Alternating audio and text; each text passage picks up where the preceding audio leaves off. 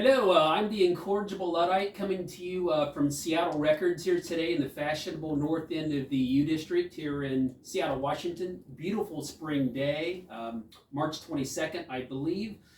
Doing a top three album review of the year 1980 this year. And by request, I'm actually going to do a mini review on the album that falls right outside of the top three. But 1980, pretty good year in music as far as I'm concerned. Not as strong as 1982 by any means, but still a very strong year. And some honorable mentions from 1980 that I want to throw out there. Three from childhood that actually, kind of have a sentimental attachment to them. Queen, The Game. Of course, another one, Bites the Dust. Got a great deep track, Dragon Attack. Also, Blondie. Auto-American. I used to play the Rapture nonstop when I was 11 years old. That was one of the songs that got me into music. And also the Rolling Stones' Emotional Rescue. Love the title track. Think this record's a little bit underrated. Some other records I enjoy from the year 1980. The debut by the Psychedelic Furs. A fantastic record with Sister Europe in India. Also, this one up here on the stand, the B-52's Wild Planet. I actually love this cover. That's why I put it up here today. My Own Private Idaho is on this one. So yeah, it's a pretty good year. Not nearly as strong as 1982. There are some records this year that critics rate much higher than I do. I'm not going to mention those records. They're not personal favorites of mine. But I am going to go right into my top three. And after I go into my top three, I'm going to do a mini review on the first runner-up, or the top honorable mention, as requested by someone from the previous 1982 video. So, my top three for 1980. Number three is going to be Susie and the Banshees' Kaleidoscope. Fantastic record. It's definitely a transitional record. It is definitely a masterpiece. Their second of six, in my opinion. They bring some new blood in here with John McGeoch and Budgie, a couple technicians to enhance the intuitive vision of Susie Sue and Steve Severin. This is a great record.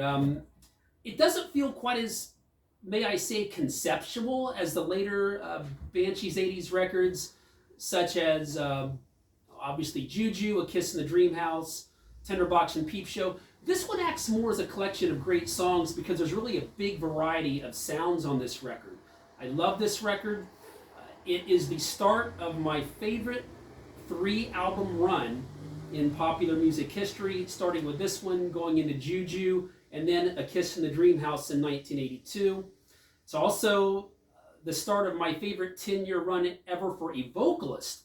Starts with this record and ends with The Creature's Boomerang in 1989. But let's go over some of the tracks on this record. It opens up with Happy House, fantastic single, famously sampled and covered by The Weeknd, if you didn't already know that. Tenant, it's a fantastic track, the second song on the record, kind of a creepy track.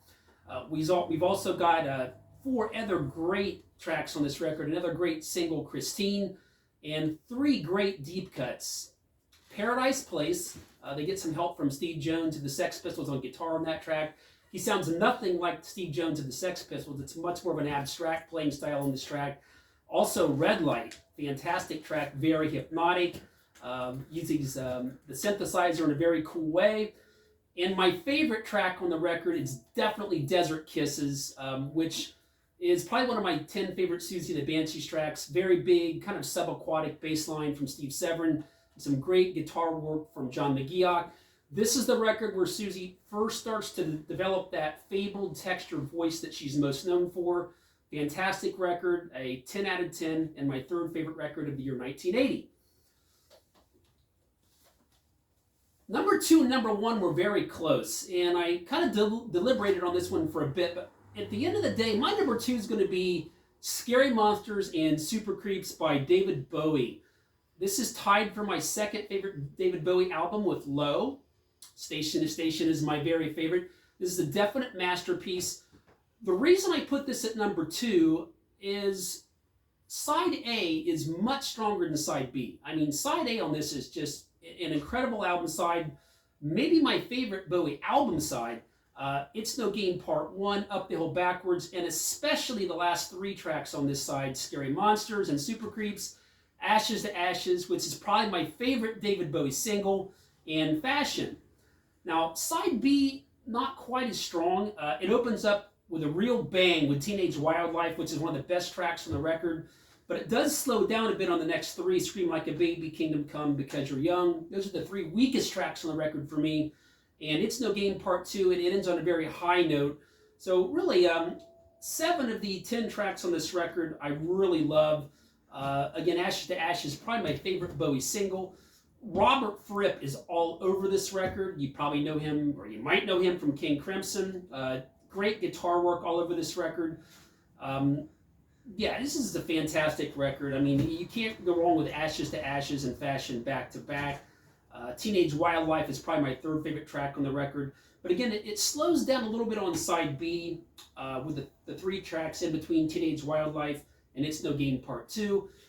Classic record, 10 out of 10. This is my number 2 for 1980.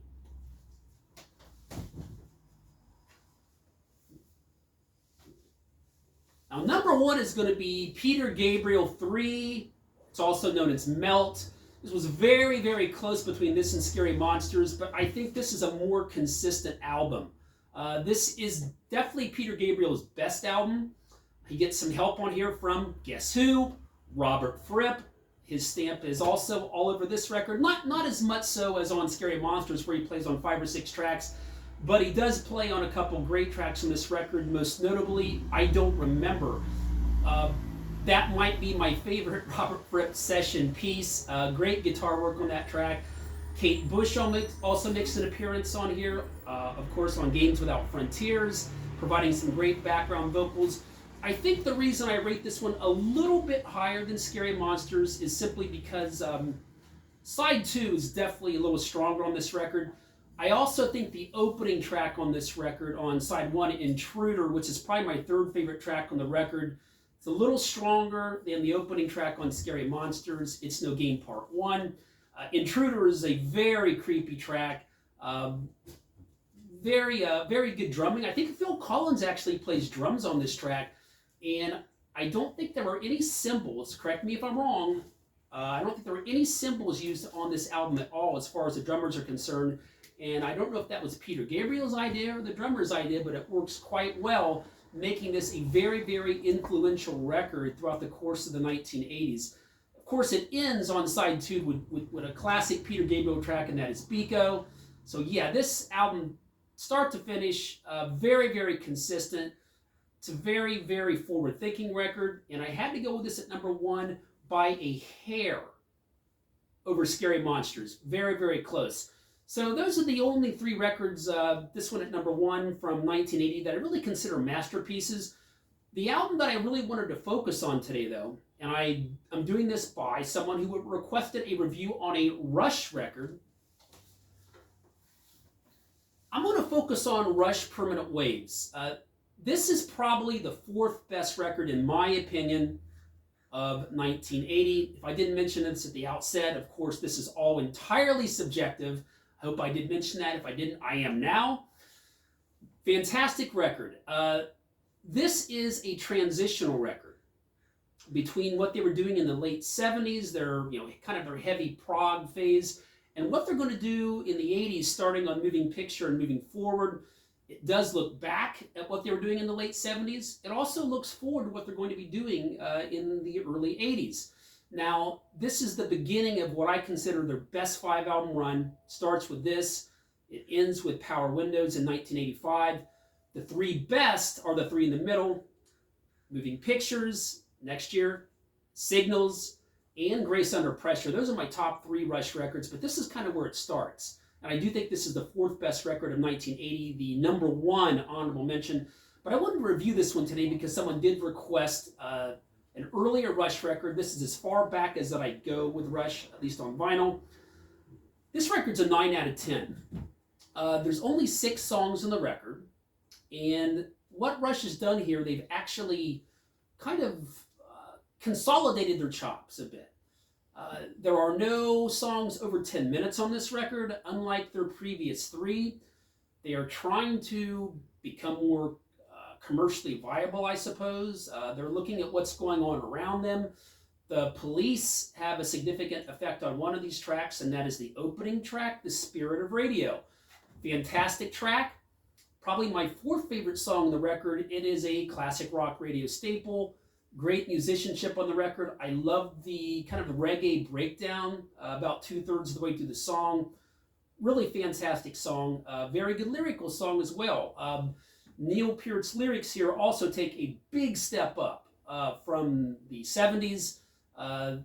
He's starting to look more at humanitarian issues, and it starts on this record. It's going to definitely become more of a widespread vocal theme on the next record, and especially the three after that, Signals, Grace Under Pressure, and Power Windows, but it kind of starts here.